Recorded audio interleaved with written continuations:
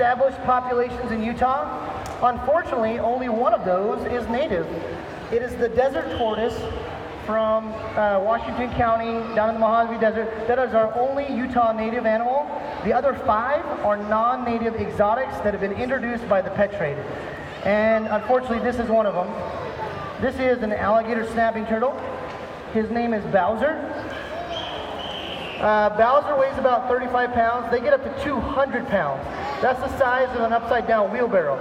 So he's gonna get a lot bigger, you guys, a lot bigger. And this animal is dangerous. Right now he can bite off a finger. Amputation's easily possible. But when it gets old enough, he'll be able to bite a broomstick in half. So he's got a serious chomp. Now, there's this weird sport back east called noodling, where they're reaching for catfish in the mud. I don't know why that's popular. They all look like they teach woodshop because they found one of these guys by mistake. I've even seen a video of one killing a porcupine, and they will attack swimmers or dogs that go over them. So this is not an animal you want grabbing your toe while you're taking your skinny dip or whatever. Now, since his mouth is open, it's not because he fancies himself an opera singer. No, he's trying to hurt me.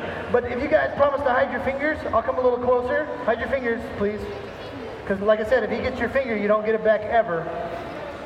And I want you to look inside his mouth. There's a weird pink and purple thing in there that looks like a worm. Did you guys see it? It's called a lure. And that lure looks just like a tasty worm, and it fakes out the fish and the frogs that are his main diet. So they'll swim right up into his face and grab that lure. So here is our happy little fish. Way too close. Chomp, game over. That's why his name is Bowser. His little brother's name is Koopa Troopa. So all he has to do to get his dinner is sit and hold incredibly still, like husbands. It's called an ambush predator. Yeah. Now, these guys can do something else remarkable. They can breathe underwater by exchanging gases through their cloaca. That's a weird way of saying they can breathe underwater through their butt.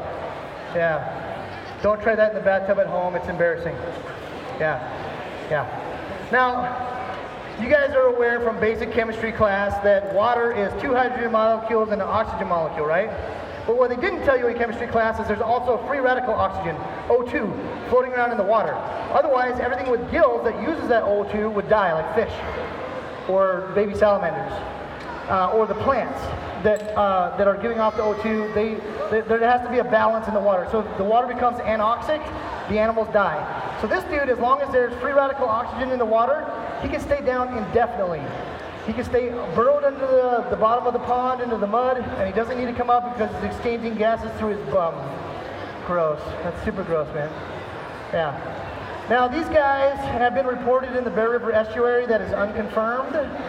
They've also been reported in the Weaver River. That's also unconfirmed.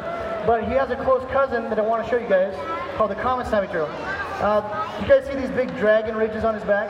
That's how you can tell it's an alligator snapping turtle. Also, they have a huge head and a short neck. Common snapping turtles have a much longer neck, and they don't have these big dragon ridges on their back. Now, these guys are found in the Gulf Coast states and the Mississippi drainage. And unfortunately, well, I'm going to talk about them just for a little bit more. Unfortunately, we're running out because this used to be the main ingredient of turtle soup. Even Campbell's Soup Company had a canned version of this dude at one time, and they did such a good job of collecting them commercially that they depleted the population.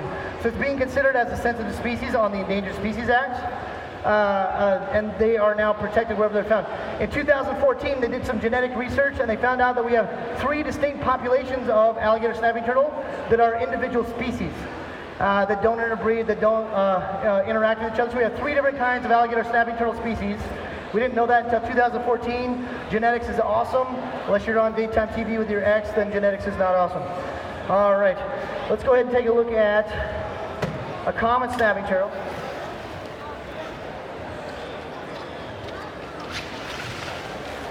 So alligator snapping turtles get up to 200 pounds. These guys top out around 75 pounds, but they're actually way harder to handle because their neck is almost as long as their shell.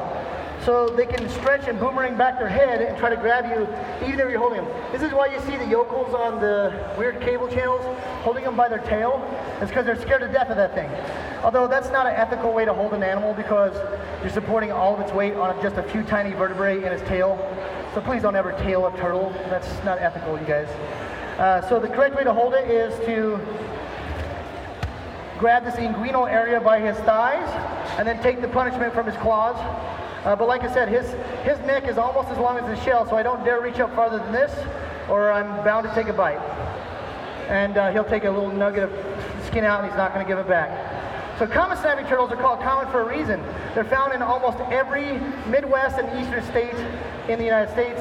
Unfortunately, they're also found in 2 confirmed locations in Utah. They are invasive species that live in the Weber River by Ogden. And there are also an invasive species that lives in the Virgin River by St. George. This is a huge problem because they destroy our native wildlife. Like the Virgin River chub is an endangered fish because of non-native competition and predators like this one. Also, there are 2 frogs, the relic leopard frog and the lowland leopard frog. We haven't seen them in Utah since the 1950s. They are gone. When an animal's not extinct, but they're gone from an area, we call that extirpated. Those 2 frog species are extirpated from Utah from non-native predators like this one. So if you see any kind of turtle in Utah that isn't a desert tortoise, it is a non-native animal that was introduced illegally, and it probably should be reported. Now, that said, I'm talking about snapping turtles. Don't go reporting every western painted turtle you see out at the Jordan River or the red-eared sliders you see at your apartment ponds. Yes, they become established, but nobody cares. Apparently, especially. So the 6 kind of turtles and tortoises that live in Utah. The desert tortoise is the native. The alligator snapper, the common snapper, the red-eared slider, the western painted turtle, and the last one is called the Texas spiny softshell turtle, and they get even bigger than this fellow, and they also live in the Virgin River, unfortunately. All right, so I hope you guys enjoyed my brief dangerous animals presentation. I'll be back at 3 with the 5 largest snakes in the world. We're going to cover the giant snakes of the planet. And don't forget that raffle at 3 o'clock has that $250, it's not a raffle, it's a giveaway, right? So giveaway, the giveaway tickets at 3 o'clock has the $250 prize, you guys. So come back at 3 o'clock. Make sure that you thank anybody that looks like they're important enough to be involved with Wasatch Reptile Expo for bringing you guys in here today. Thanks, everybody.